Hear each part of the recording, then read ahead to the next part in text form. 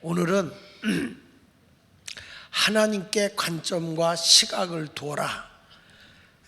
모든 어려움이 있을 때 우리는 어디에다가 내 관점과 시각을 둬야 되느냐? 하나님에게 관점을 두고 시각을 둬야 된다. 하나님께서 아브라함을 본토 친척 아비집을 떠나라고 하면서 내가 너와 네 자손을 통해서 천하 만민이 복을 받게 하는 복의 근원이 되게 해주겠다. 이렇게 하나님께서 약속했고요. 또 하나님께서 아브라함에게는 네 자손이 바로 땅의 티끌 같고 바다의 모래와 같고 하늘의 별과 같이 크게 번성할 것이다. 이렇게 하나님께서 약속을 했어요. 창세기 13장 14절부터 보면 그렇게 나와요.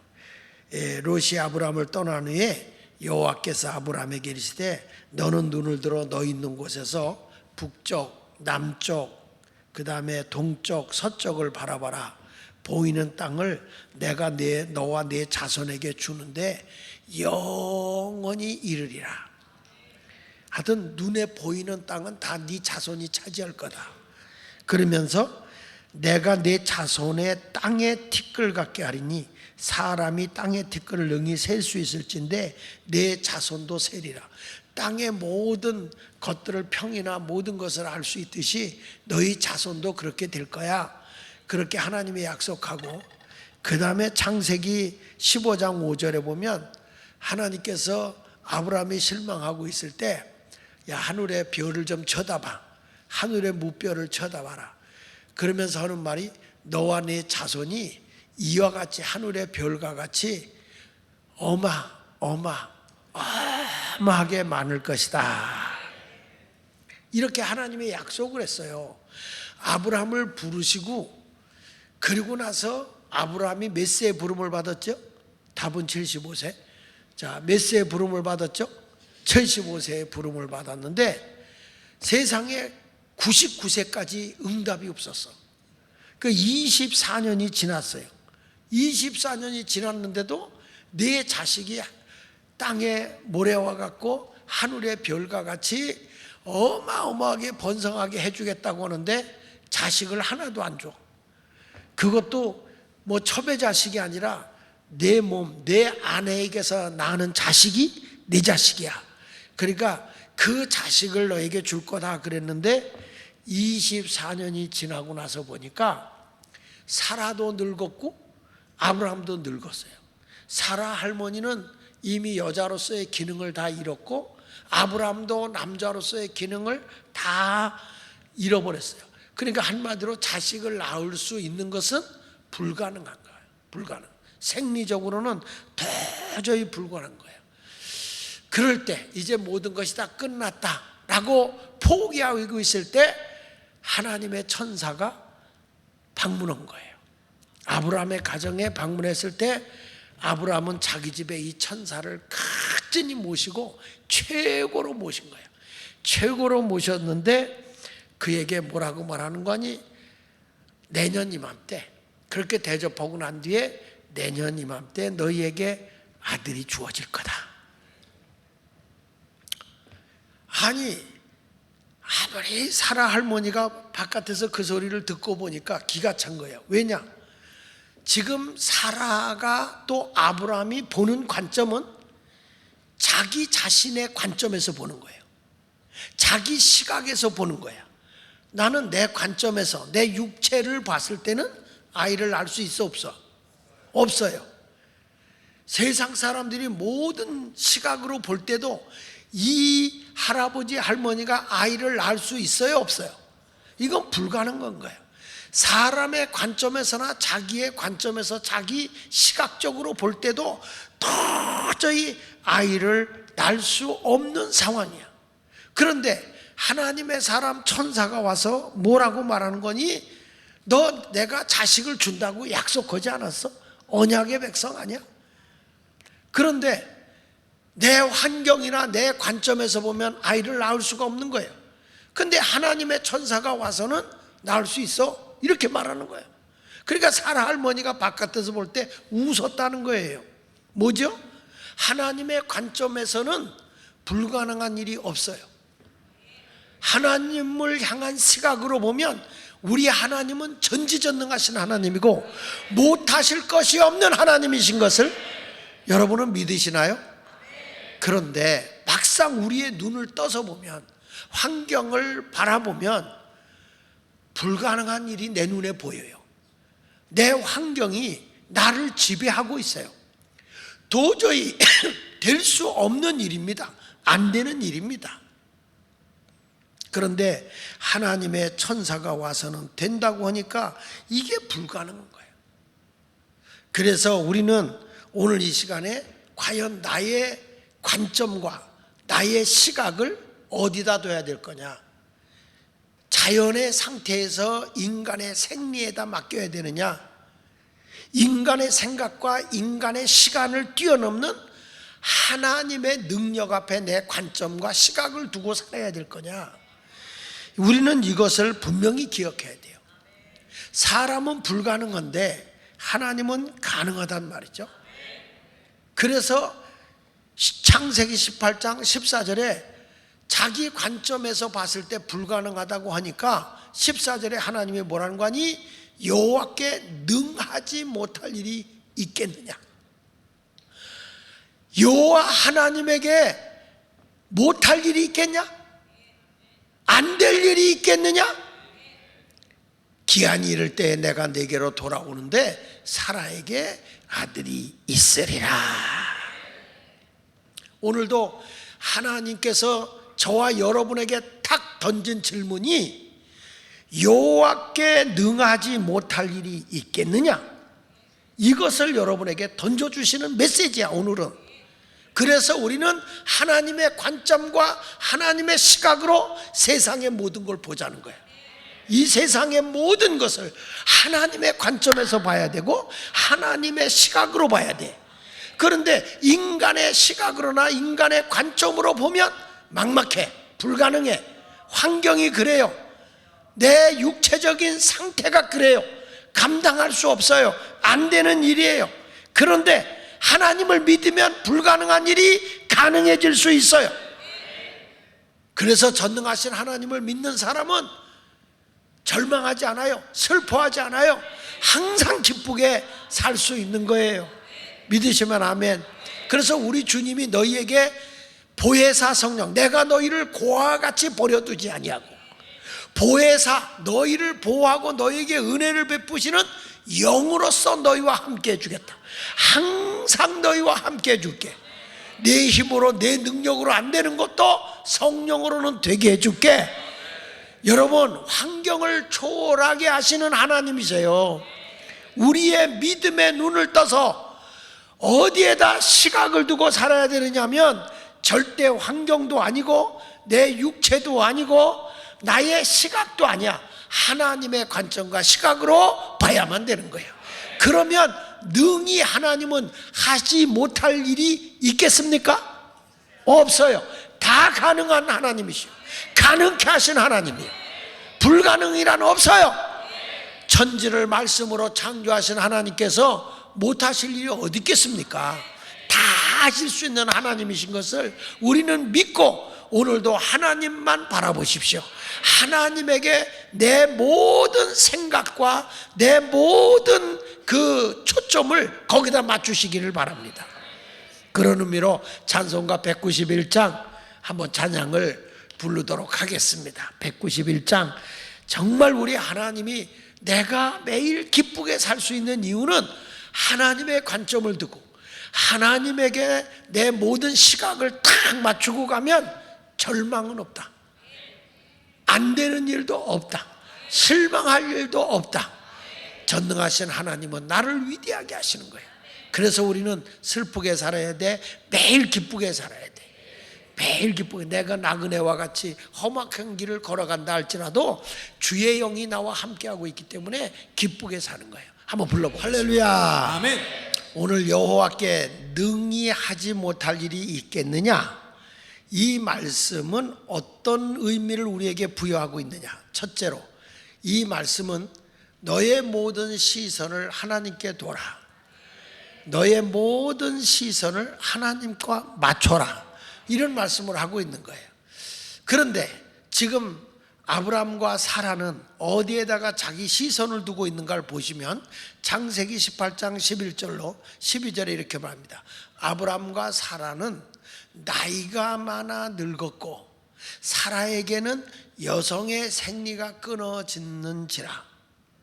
그래서 자식을 주겠다고 하니까 사라가 속으로 웃고 이르되 내가 뭐하였고 노쇠하였고 내 주인도 늙었다. 지금 사라의 시선이 어디에다 두고 있냐면 하나님이 아니에요. 자연인인 나, 늙은 나, 여성으로서의 생리를 잃어버린 나, 남편으로서 사내 구실을 할 수 없는 남자인 남편, 모든 시선이 늙고 허약하고 아이를 낳을 수 없는 사람에다가 초점을 두고 있는 거예요. 거기다 시선을 두고 있는 거예요. 여호와께 능히 하지 못할 일이 없는 하나님께 시선을 두고 있는 것이 아니라 이제는 아무것도 할 수 없는, 그래서 그가 마지막에 12절 끝부분에 보면 내게 무슨 즐거움이 있으리요, 이렇게 말한단 말이죠. 여러분, 지금 나는 지금 살아가고 있는 모든 관점과 시선이 아브라함과 사라와 똑같지 않습니까? 아브라함도 믿음을 가지고 사는 사람이에요. 갈 바를 모르고 하나님을 따라 나왔고 하나님의 말씀을 의지하고 나온 사람이에요. 근데 세월이 가면서 자기 자신이 이미 나이가 들었다 이거야. 하나님은 응답이 없었고 나이가 들었어요. 그래서 인간으로서는 도저히 아이를 낳을 수 없는 이런 상태에 놓여 있을 때, 인간으로서는 불가능하다는 그런 상황에 놓여 있을 때 하나님이 찾아오셔서 하나님은 능히 하지 못할 일이 없다, 모든 것을 이룰 수 있다. 여러분은 지금 내 모든 관점과 시각을 하나님께 두고 삽니까? 환경에다 두고 삽니까? 나의 연약하고 보잘것없는 내 자신에다가 초점을 두고 안 됩니다, 할 수 없습니다, 못합니다 하고 살아가는 존재는 아닌지. 근데 성경을 쭉 읽어보면요, 인간의 생각이나 인간의 힘이나 인간의 능력으로 행할 수 있는 것은 아무것도 없어요. 하나님의 행하신 일을 보면 인간이 불가능했던 일을 하나님은 다 이루셨어요. 홍해를 가르시고 만나를 내리시고 수많은 기적의 증거를 보면 인간이 할 수 없는 것, 애굽에서 이스라엘 백성을 이끌어낼 때 10가지 재앙을 내린 모든 것들도 보면 하나같이 다 인간으로서는 할 수 없는 전능자 되신 하나님만이 행하신 일, 그런 것들만 성경에 다 기록되어 있는 겁니다, 여러분. 근데 우리는 믿음 생활합니다, 전능하신 하나님을 믿습니다라고 하지만 우리도 지금 아브라함과 사라와 똑같은 하나님의 약속, 언약의 말씀을 의지하기보다는 내 환경과 현재 지금의 나를 보고 절망하고 있다 이 말이야. 아무리 하나님 크기의 말씀으로 우리에게 전해준다 할지라도 우리는 내 환경이 그렇기 때문에, 내 입장이 그러하기 때문에 안 된다고 단정을 해버리는 부정적인 믿음, 모든 시각이 나 자신에게 맞춰 있는 거예요. 나 자신에게. 다시 한번 거기 성경을 보십시다. 아브라함과 창세기 18장 11절에 보니까 아브라함과 사라는 나이가 많아 늙었고 사라에게 여성의 생리가 끊어졌는데 사라가 속으로 웃고 이르되, 거기 보니까 누가 주체인 거 보세요. 내가 노쇠하였고, 내가 노쇠했고, 그 다음에 누구 주인도, 내 주인도 늙었다. 하나님은 그렇게 생각 안 하시거든요. 하나님은 그렇게 생각 안 해. 사람의 시각으로 볼 때는 늙었어. 사람의 시각으로 볼 때는 아이를 가질 수 없는 그런 생체적 육체가 되어버렸어요. 그런데 하나님이 볼 때는 창조주적인 하나님, 새롭게 하시는 하나님, 얼마든지 고쳐서 우리를 의롭게 하실 수 있는 하나님은 가능하다는 거예요. 그런데 하나님의 생각이 내 생각을 초월한 크기로 말씀이 오니까 내가 볼 때는 기가 차고 어처구니가 없는 거야. 그래서 창세기 18장 12절에 이렇게 말하는 거예요. 사라가 속으로 웃고, 그 말은 코웃음 친 거예요. 이르되, 그 다음 뭐라고 그랬어요? 내가 노쇠하였고 내 주인도 늙었고 내가 무슨 즐거움이 있겠느냐. 된다는 얘기예요? 안 된다는 얘기예요? 안 된다는 거예요. 누구 관점으로 보니까? 내 관점으로, 내 시각으로 나를 바라봤을 때는 불가능한 거예요. 불가능해요. 믿음이라는 게 뭡니까, 여러분? 믿음이라는 것이, 믿음이라는 것은 내 시각과 내 관점을 뛰어넘어 하나님의 관점에서 보라는 거야. 하나님이 행하시는 능력의 그 시각으로, 하나님 크기로 보고 하나님을 믿어라, 이 말이야. 근데 우리는 여전히 하나님을 믿는다고 하면서 여전히 나를 보는 거예요. 인간의 한계점이, 인간의 임계점이 하나님의 시작점인 거예요. 물이라고 하는 것이 99도까지는 안 끓어요. 근데 100도가 딱 될 때 끓는 거야. 맞습니까? 그 99.9도까지가 임계점이라고. 근데 100도가 되는 순간에 탁 끓으면서 폭발하는 거예요. 우리의 신앙도 그런 거예요. 99.9도만 가지고도 신앙 잘한다 그러면 안 돼. 우리의 신앙이 100일 때 하나님의 능력이 터져 나오는 거예요. 하나님의 기적이 일어나는 거라, 이 말이에요. 우리는 이런 하나님을 믿어야 할 줄로 믿습니다. 만약에 사라가 자기 중심의 관점에서 계속 바라만 보고 있었다면 이삭을 얻을 수 있었을까요? 못 얻어요. 그러니까 하나님의 사람 천사가 찾아와서 그들에게 대접을 받은 후에 하신 말씀이, 내년 이맘때 너에게 아들이 있을 거야. 그런데 믿지 못해요. 믿질 못해. 그래서 비웃었어요. 그런데 하나님의 관점에서는 뭐라고 한가니? 내년 이맘때 반드시 너를 이룰 것이다. 반드시 너에게 이루어 줄 거다. 이렇게 말씀하고 있는 거예요. 여러분, 오늘도 전능하신 하나님을 믿고요, 가능하다는 믿음으로 승리하며 나가시기를 예수 이름으로 축원합니다.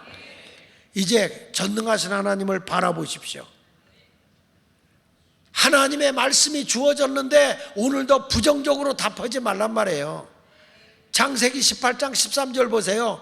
여호와께서 그랬잖아. 여호와께서 아브라함에게 이르시되 사라가 왜 웃으며 이르기를 내가 늙었거늘 어떻게 아들을 낳으리요 하느냐. 하나님이 지금 천사를 통해서 말씀하는 거 아닙니까? 아니, 왜 하나님의 능력을 부인해? 왜 하나님의 역사하심을 너희들이 믿지 못하는 거? 내가 늙었기 때문에 안 된다고 하느냐? 내가 늙었는데 어떻게 아들을 낳으리라 하면서 비웃냐, 코웃음 치냐, 낭망의 말을 하느냐, 그거예요. 그 이유는 딱 하나, 하나님을 제대로 모르기 때문에 의심하는 거예요. 사람이요, 만약에 내 주머니에 돈을 500만 원을 가지고 있어. 상대방도 500만 원을 가지고 있어. 그런데 어느 방에 둘이 알지 못하는 사람이 같이 잠을 자게 됐어. 그때 한 사람이 나갔다가 들어오는 거야. 방에 있는데 불안한 거야. 저놈이 내 돈을 훔쳐가려고 그러나, 바깥에 누굴 대기해놨나? 그래서 불안해서 그 사람 방에 있는 동안에 바깥에 잠깐 나갔다 온다고 그러고 나가서 주인한테, 여간집 주인한테 내가 돈이 있는데 이걸 좀 맡겨놓을 테니 이것 좀 잘 보관했다가 내일 아침에 나갈 때 주십시오. 그 방에서 같이 사는 사람이 내가 믿을 수가 없습니다. 그랬더니 그 주인이 그러더래요. 그 옆에 있는 사람도 똑같은 말을 하고 나한테 와서 맡기고 갔는데요. 여러분, 사람이 서로 신뢰가 없고 알지 못하면 의심하게 돼 있어. 의심하게. 서로를 모르면 의심하게 돼 있어. 맞아요? 맞습니까? 그래요. 우리도 하나님을 의심하는 이유는 왜 그러냐면 하나님을 내가 확실히 모른다는 거예요. 하나님을 모르기 때문에 우리가 의심한다 이 말이에요. 그런데 하나님은 전능하신 하나님이에요. 죽은 자도 살리시는 하나님이에요. 없는 것도 있게 하시는 하나님이에요. 무에서 유를 창조하는데 말씀으로 창조하신 하나님이에요. 이 하나님을 믿는다면 여러분들의 지금의 한계를 의심하고 절망할 것이 아니라 하나님께 기도하고 하나님께 매달리면서 여호와여 나를 일으켜 세워 주시옵소서, 이렇게 하나님을 바라보고 소망을 갖게 될 줄로 믿습니다. 그렇기 때문에 히브리 기자가 히브리서 11장 6절에 말하는 거예요. 믿음이 없이는 하나님을 기쁘시게 못한다는 거예요. 의심이 있을 때는 하나님을 기쁘게 못해요. 하나님께 나아가는 자는 반드시 그가 계신 것과 그가 자기를 찾는 자들에게 뭐 주시는 분? 상 주시는 분, 응답 주시는 분, 기적을 창조하시는 분, 내 필요한 것을 공급해 주시는 분이심을 의심하지 말고 믿어야 된다는 거야. 그러니까 여러분이 지금도 하나님을 의심하고 있고 아직도 내 환경을 더 의지하고 절망하고 있다면 여러분은 하나님에 대한 관점이나 하나님을 향한 시각을 두고 있는 것이 아니라 나를 관점에 두고 내 자신을 시각에 맞추어서 보고 있는 거야. 그러니까 모든 게 내 관점으로 내 시각으로 볼 때 불가능하면 불가능한 거야. 그러지 말라는 거예요. 하나님의 관점으로 보자는 거예요. 하나님의 시각으로 보자는 거예요. 의심하지 말고 전능하신 하나님을 믿고 나가시기를 바랍니다. 어떤 아버지가 아이가 병들어서 죽게 되니까 예수님에게 찾아와서 예수님 할 수만 있으면 내 아이 좀 고쳐주세요, 이렇게 말하는 거예요. 그러니까 이 사람은 아직도 시각을 뭐냐면 자기 아들에게 둔 거야. 자기 아들에게 둬보니까 이게 사람으로서 고칠 수 없는 병이란 말이야. 그런데 예수님이 병 고치는 용한 능력이 있다고 하니 예수님 혹시 하실 수 있으면 좀 해보시죠, 이런 좀 자기 시각으로는 의심 반 이런 마음을 가지고 예수님에게 툭 던진 거야. 그때 우리 예수님은 그렇게 믿어서는 안 된다는 거야. 마가복음 9장 23절에 예수께서 이르시되, 다 같이 시작,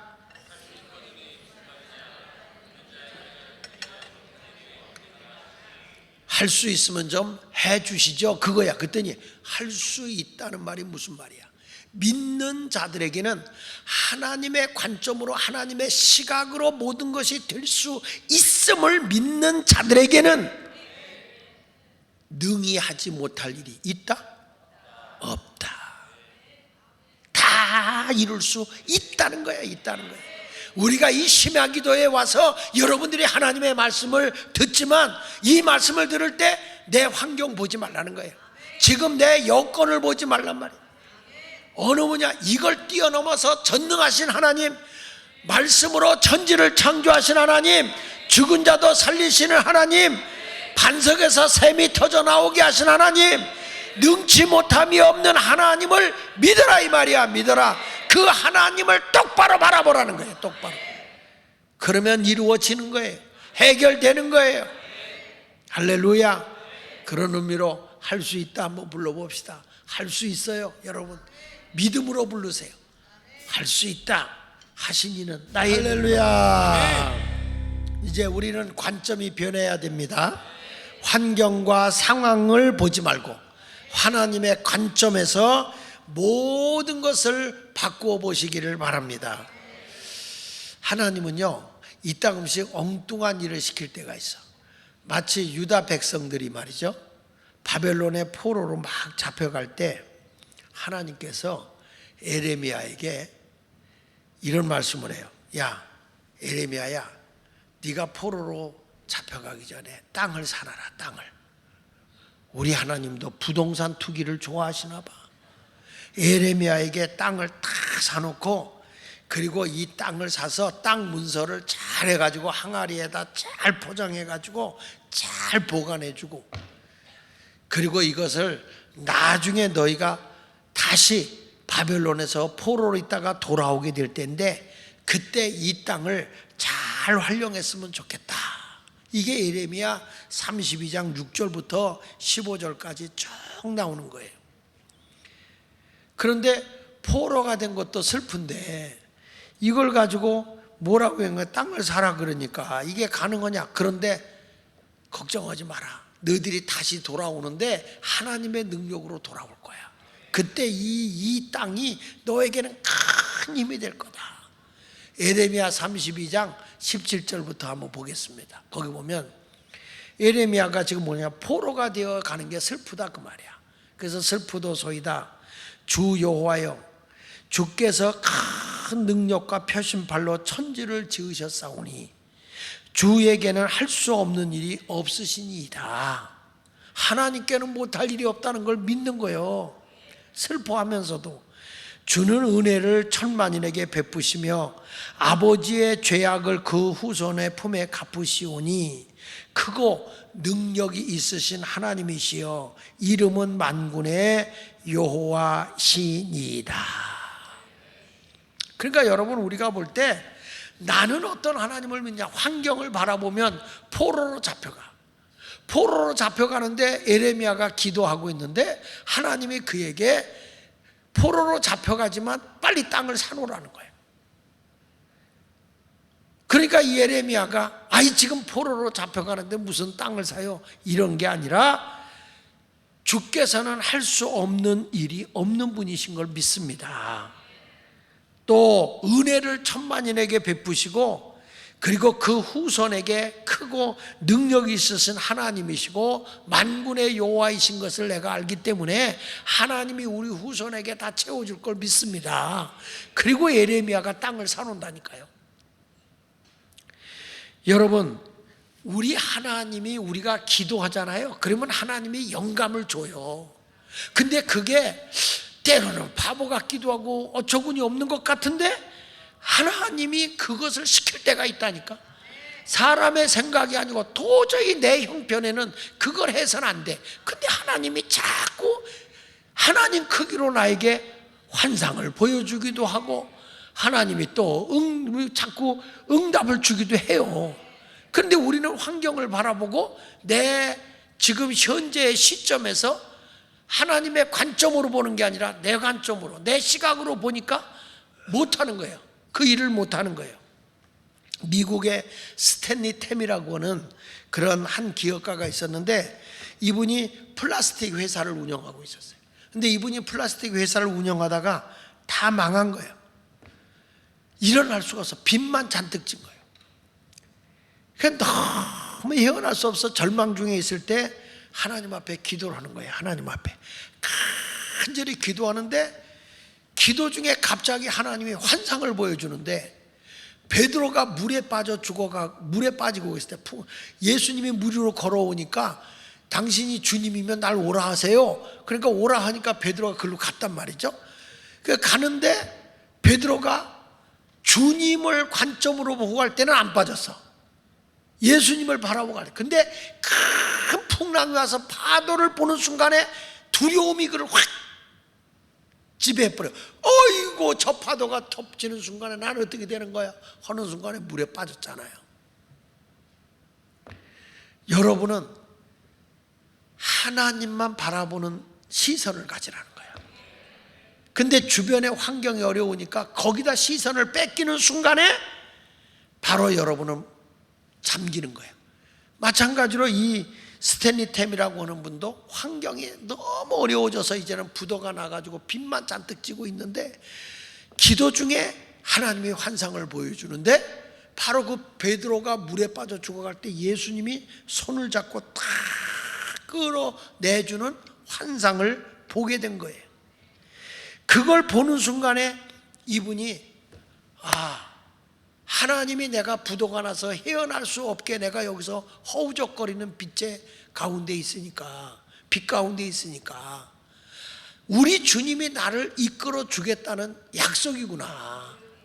그 누구에게 관점을 둔 거냐? 하나님께 관점을 둔 거야.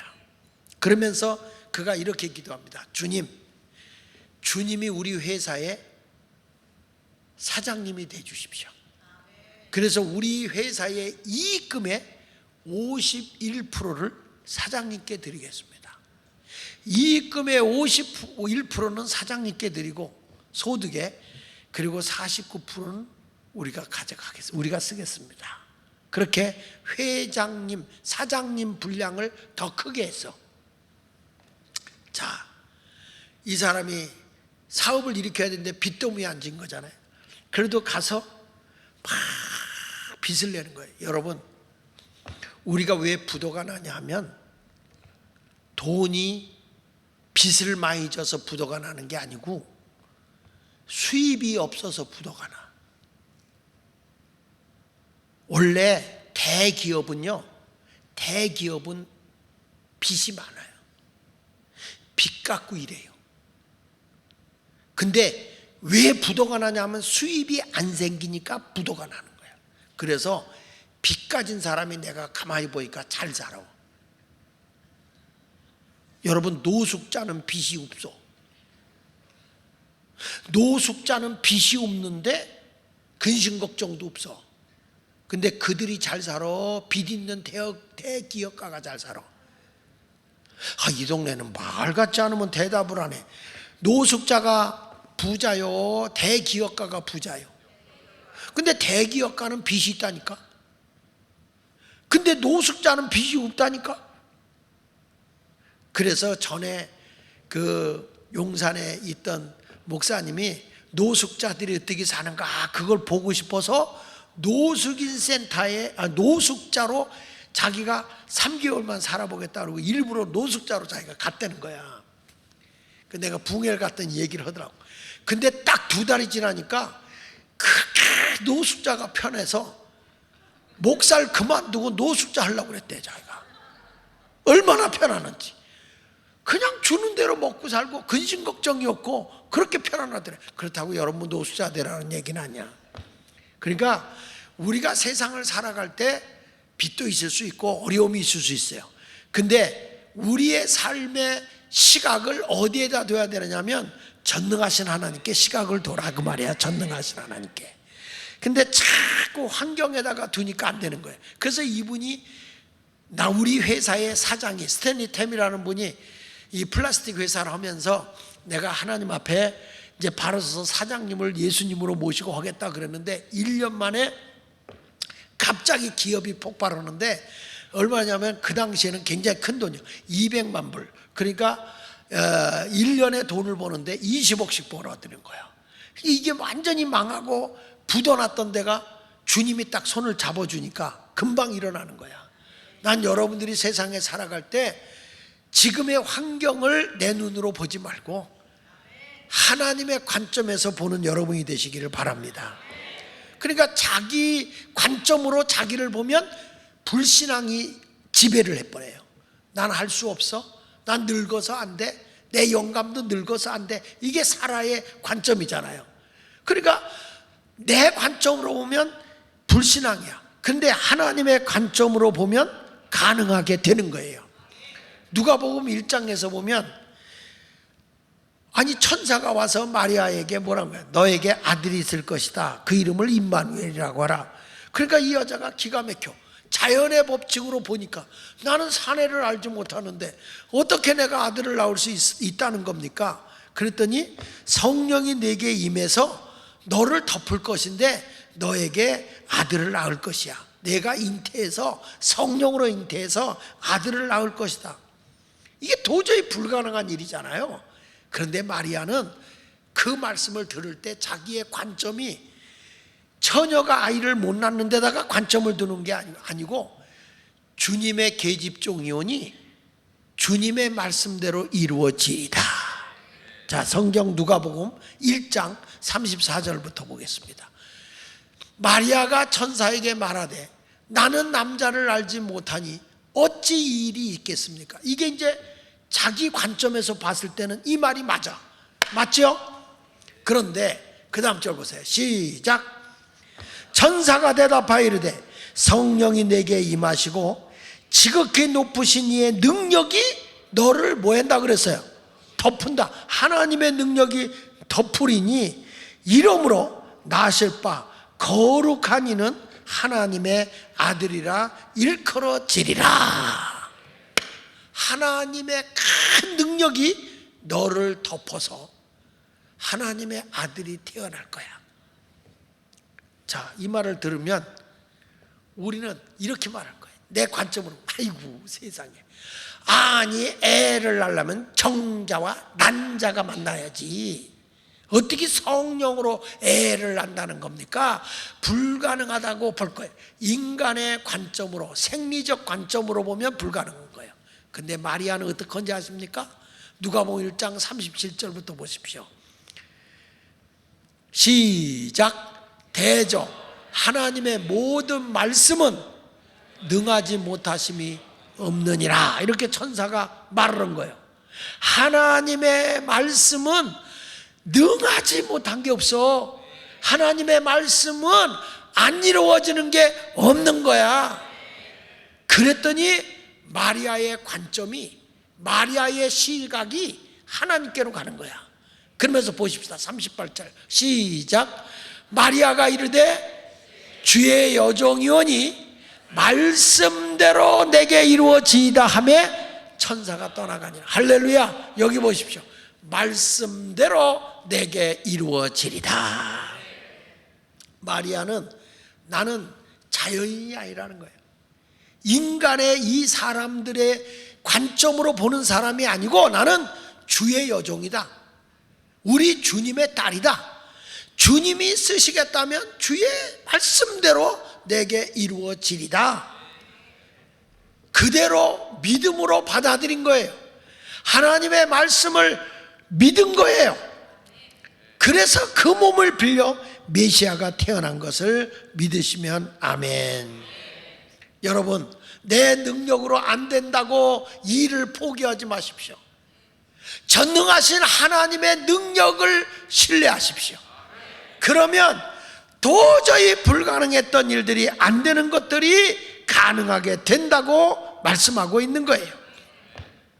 예수님이 마르다와 마리아의 집에 가서 나흘이 지난 나사로의 무덤을 가십니다. 가면서 이 무덤에 돌을 옮겨놔라. 그랬더니 마르다가 뭐라고 얘기합니까? 아이고 예수님, 나흘이 지나서 썩어서 냄새가 나요. 내 오라버니를 잃어버려서 슬프긴 하지만 이미 썩어서 냄새가 나는데 왜 그걸 옮기라고 하십니까?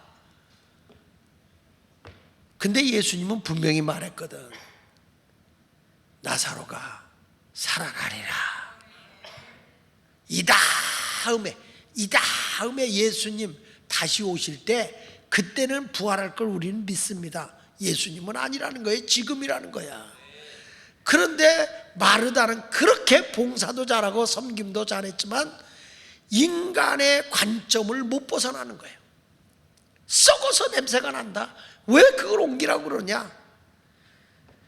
요한복음 11장 39절의 말씀에 그렇게 말하는 거예요. 예수께서 이제 돌을 옮겨 놓으라 하시니 그 죽은 자의 누이 마르다가 이르되 주여 죽은 지 나흘이 되었으며 벌써 냄새가 나나이다. 예수님이 그걸 몰라서 그럴까요? 알아요, 알아. 그런데 예수님이 다 돌을 옮겨놓고 나사로야 나오라, 나사로야 나오라. 예수님은 하나님의 능력의 관점에서 선포한 거예요. 그랬더니 죽은 나사로가 배를 동긴 채 나오니까 예수님이 뭐라고? 풀어놓아 다니게 하라. 사람의 관점으로는 이해 안 되는 게 너무 많아. 그런데 하나님의 관점에서 보면 되는 거예요. 그래서 오늘 설교가 하나님의 관점과 시각으로 보라는 거예요.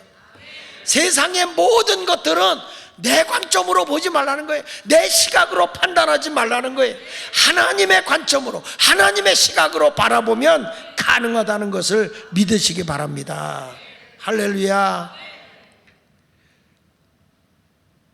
조금 전에 제가 말했지만 마태복음 14장 28절로 30절에 보면 베드로가 예수님만 바라보고 갈 때는 물에 안 빠져요.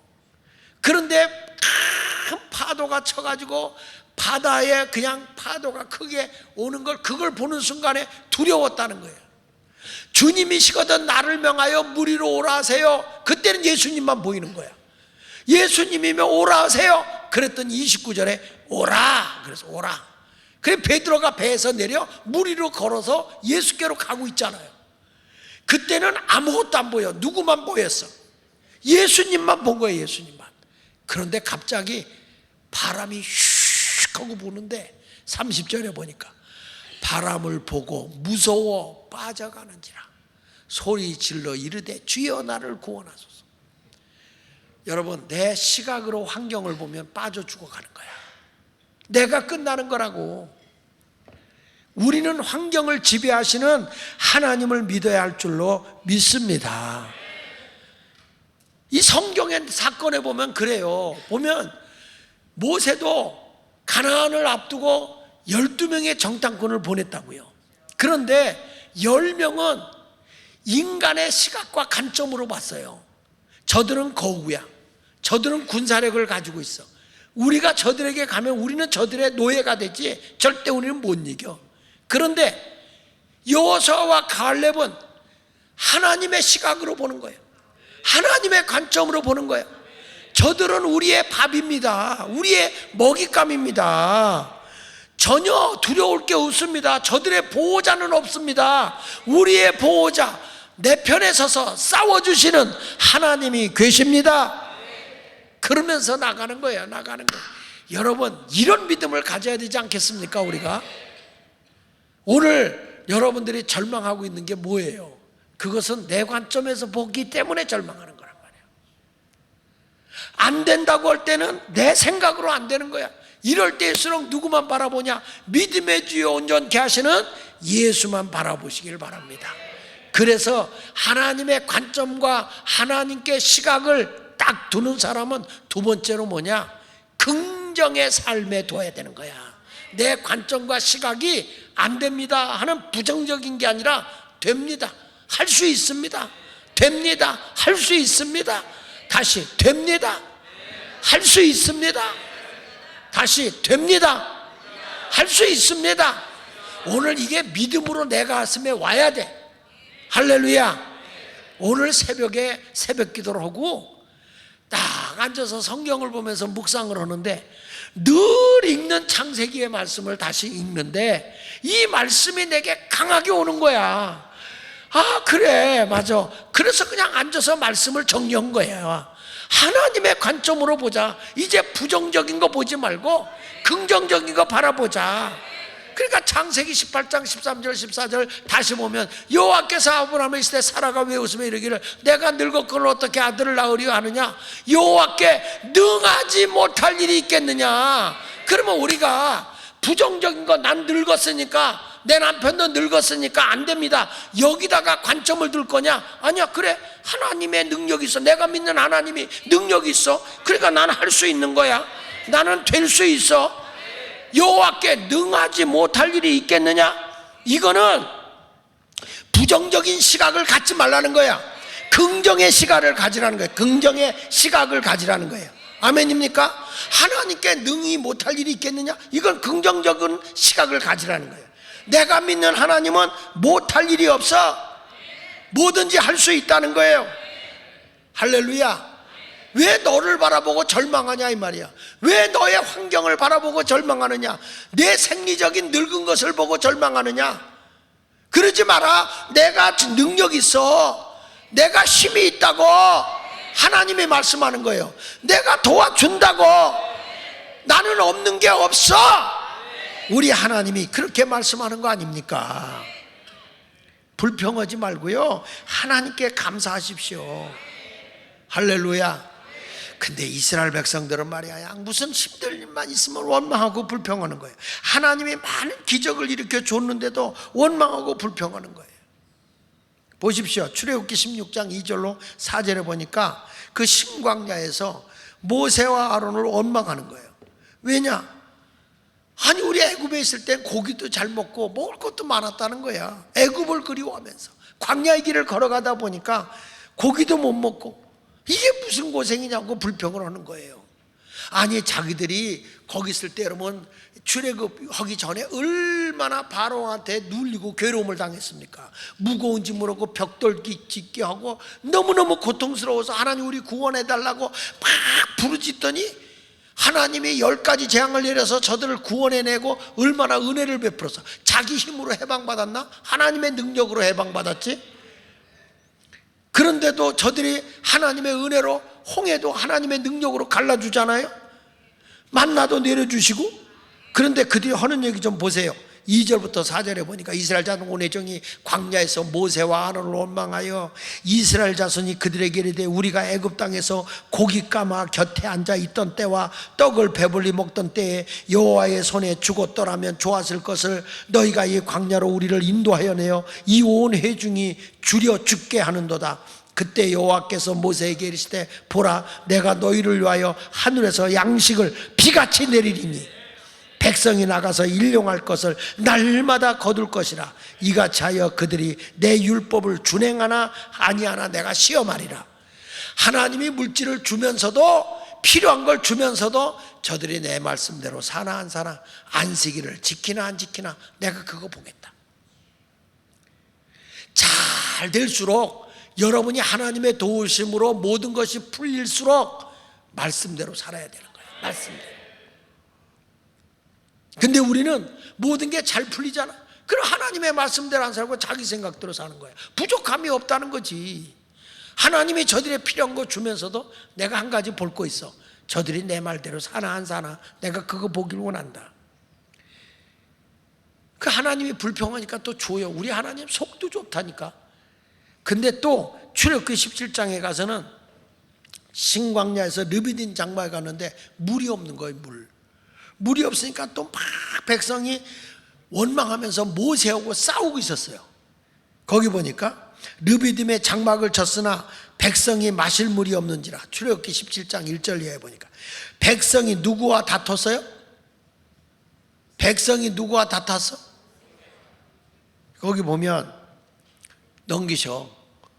물을 주어 먹게 마시게 하라 그랬더니 여호와의 모세와 그들이 백성이 모세와 다투어 이르되 우리에게 물을 주어 마시게 하라. 모세가 그들에게 이르되 너희가 어찌하여 나와 다투느냐 어찌하여 여호와를 시험하느냐. 거기서 백성이 목이 말라 물을 찾으매 그들이 모세에 대하여 원망하여 이르되 당신이 어찌하여 우리를 애굽에서 인도하여 내어서 우리와 우리 자녀 우리 가축이 목말라 죽게 되느냐. 그래서 모세가 여호와께 부르짖어요. 모세가 여호와께 부르짖어서 이르되 내가 이 백성을 어떻게 하겠습니까? 그랬더니 하나님께서 네 지팡이를 쳐서 손에 잡고 가라는 거예요. 하나님은요 오늘도 우리에게 가로막혀 있을 때 문을 열어주고요 반석에서 샘이 터져 나오게도 하시고요. 그래서 하나님이 뭐라는가 백성을 앞에서 홍해를 가를 때 지팡이를 내민 것처럼 반석을 거기다가 치라 그래. 반석을 치라. 그것에서 물이 나오리니 백성이 마시리라. 할렐루야. 여러분 불가능한 일도 하나님을 의지하면 가능하게 되시는 하나님 걸 믿으시기 바랍니다. 근데 시선이 하나님을 보지 못하고 환경을 보면 사람이 고질병이 3가지가 있더라고. 사람이 시선이 하나님을 향하지 않고 환경을 향한다든지 내 자신에게 이렇게 관점을 두고 살면 고질병이 있는데 첫째는 뭐냐면 원망병이에요. 원망병. 하나님이 왜 이렇게 해줍니까? 다 원망하는 거예요. 여러분 애굽에서 나올 때부터 하나님이 구름 기둥 홍해도 갈라줬지만 구름 기둥 불 기둥으로 인도하시고 만나도 내려주시고 적 군사들도 물리쳐 주시고 쓴물이 단물이 되게도 해주시고 고기 먹고 싶을 때 고기도 갖다 주고 당연히 하나님께 감사해야 되잖아. 감사는커녕 불평하고 원망하는 거야. 여러분이 처음 예수 믿을 때하고 지금 오고 언제가 더 감사해야 돼? 지금이 더 감사해야 되잖아. 근데 우리는 감사보다 뭐가 많냐면 조금 힘들면 불평하는 거예요. 원망하는 거예요. 왜 그러냐면 시선이 하나님께 두지 않으면 다른 사람하고 비교해봐서 내가 좀 더 모자란 것 같잖아. 그러면 불평하는 거죠. 원망하고.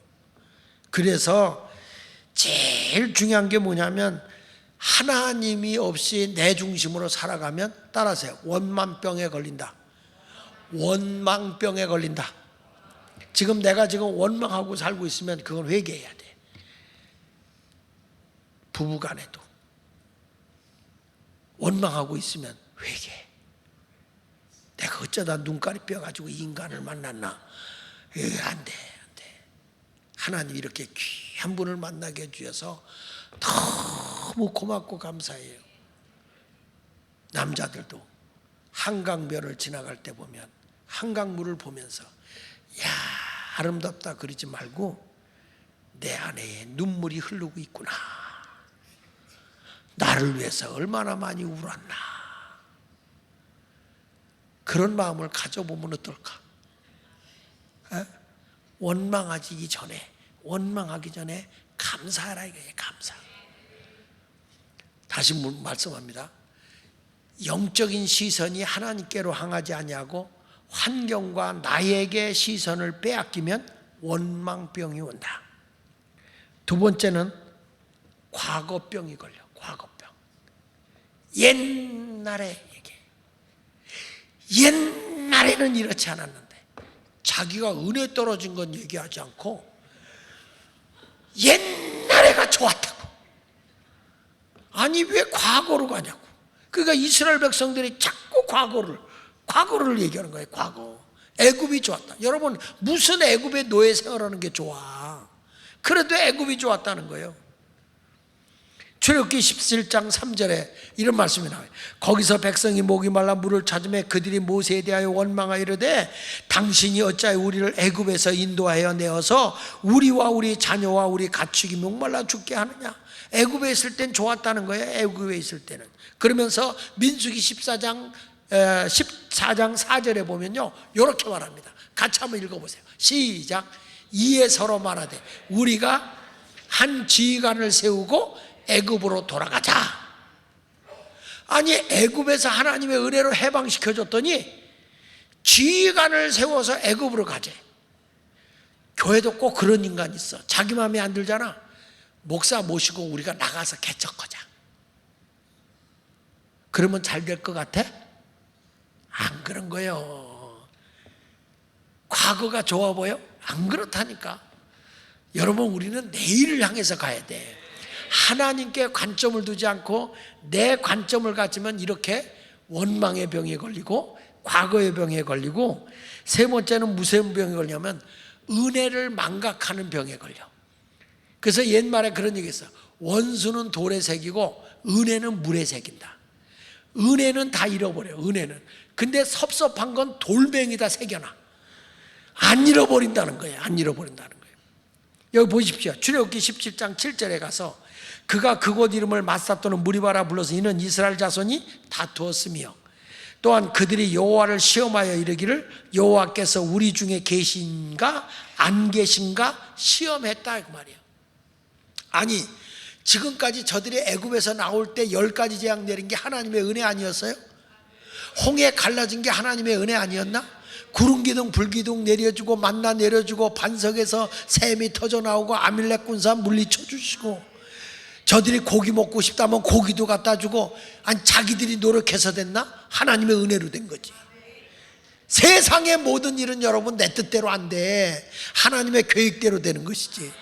그러니까 오늘도 하나님의 은혜를 망각하지 말고, 예수마을교회가 성도들이 힘 있으면 하나님께 관점을 두고 사는 사람은 범사에 감사하고 사는 거예요. 감사해. 할렐루야.